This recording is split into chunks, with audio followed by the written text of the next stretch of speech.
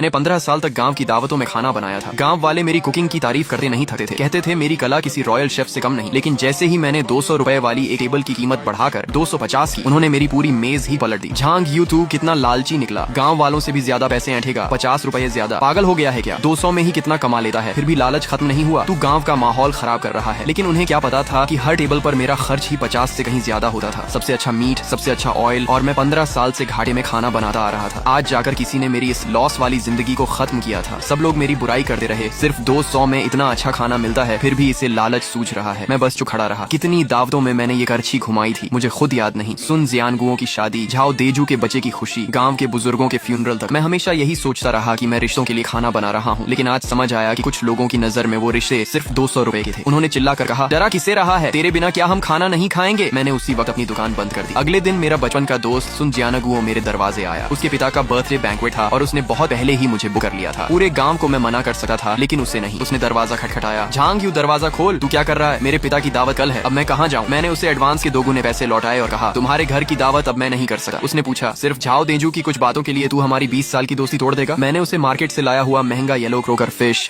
Black pork और wild mushroom दिखाते हुए कहा, 200 में 10 डिशेज और 2 सूप्स बनते थे, लेकिन मैं ये सब रिश्तों के लिए करता था। कल उन्हीं रिश्तों को सबके सामने कुचल दिया गया। वो गुस्से में चला गया और बोला, आज से हमारी दोस्ती खत्म। मेरे दिल में खालीपन था, लेकिन पछतावा नहीं, क्योंकि कुछ बाउंड्रीज एक बार टूट जाएं तो फिर कभी वापस नहीं बनती। गांव वाले अब भी मेरा मजाक उड़ा रहे थे। झाओ देजू की पत्नी चिल्ला रही थी, हमारे लिए तो कोई भी कुक काफी है। उन्होंने लियू एरगो नाम के आदमी को बुलाया, जो पहले मेरे यहाँ हेल्पर था। उसे खाना बनाना तक ठीक से नहीं आता था। मैं दूर खड़ा सब देख रहा था। उसने फिश को सही तरह फ्राई तक नहीं किया और सीधे पॉट में डाल दिया। मैंने सोचा, खाना बनाना एक्टिंग जैसा है, सबसे जरूरी पेशेंस और टाइमिंग है। सिर्फ इंग्रेडिएंट्स अच्छे होने से कुछ नहीं होता। थोड़ी देर बाद पूरी दावत खराब हो गई। लोगों ने खाना मुंह में डालते ही थूक दिया। ये क्या गार्बेज है, मछली से बदबू आ रही है। कई लोगों के पेट दर्द से हालत खराब हो गई। झाओ देजू चिल्लाया, मैंने बर्थडे फीस्ट मांगी थी, तूने पिग फूड बना दिया। लेकिन लियू एरगो बोला, 150 रुपए में ड्रैगन मीट थोड़ी मिलेगा। तभी किसी ने कहा, अगर तुम लोगों ने झांग यू को बेइज्जत करके नहीं भगाया होता तो ये दिन नहीं देखना पड़ता। उस वक्त उन्हें समझ आया कि उन्होंने सिर्फ एक को नहीं भगाया था, बल्कि ऐसे इंसान को खो दिया था जो 200 रुपए में 500 रुपए जैसा स्वाद देता था। उसी रात गांव के लोग मेरे पास वापस आए। झाओ देजू बोला, उस दिन मैंने शराब पी रखी थी, बात ज्यादा हो गई, दिल पर मत ले। मैंने कहा, दिल पर नहीं लिया, लेकिन हिसाब की किताब में जरूर लिख लिया।